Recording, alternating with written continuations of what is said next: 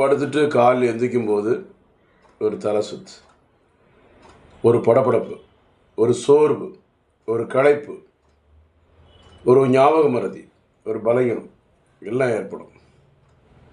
தலையில் அழுத்தம் ஏற்படுது. சில தலையில் அழுத்தம் மட்டும் பரவாயில்ல, பலகீனத்தினால கைகாலம் உதற ஆரம்பிச்சு.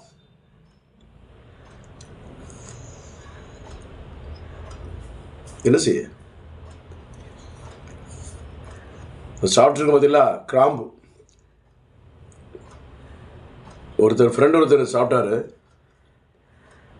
த்ரோட்டில் இன்ஃபெக்ஷன் ஆகாமல் இருக்குது. கிராம்பு தண்ணி மாற்றி குடித்தா இந்த மழை விழுது பார்த்தீங்களா, மழை வெயில் வெயில் மழை. இப்போ விழல, நேற்று விழுந்துச்சு. காலையில் வெயில் அடிக்கி, நைட்டு மழை வந்துடுது. இது மாதிரி ஒரு ஷெடியூல் மாதிரி ஒரு கான்செப்டை உருவாக்கியிருக்கு. அப்படி வானிலையே உருவாக்கியிருக்கு. காலையில் வெளியே போங்க, நைட்டு வீட்டில் படுங்க, நைட்டு சுற்றாதீங்க, சுற்றினீங்கன்னா மழை பெஞ்சிடும். அந்த கான்செப்ட் ரெடி பண்ணியிருக்காங்க. இயற்கையே அப்படி ரெடி பண்ணி கிளைமேட்டு மாறி மாறி, அதுவும் ஆட்களுக்கு பிரச்சனை வரும்ல. அப்போ இந்த மாதிரி குழப்பங்கள் ஏற்படும் போது இதற்கு பாதிப்புக்கு சித்த மருத்துவத்தில் தீர்வு இருக்குது. பலகீனங்கள் மன அழுத்தத்தினால் வரலாம், பலகீனங்கள் சர்க்கரை நோயினால் வரலாம், தூக்கமின்மையினால் வரலாம், கவலையினால் வரலாம், பிள்ளைகளை சரியாக செட்டில் பண்ணி அந்த கவலை, பிள்ளையோட எதிர்கால வாழ்க்கையை நினச்சி கவலைப்படுறதுனால எதுவும் ஆக போகிறது ஒன்றும் இல்லை. மனசில் கவலைகள் அதிகம்.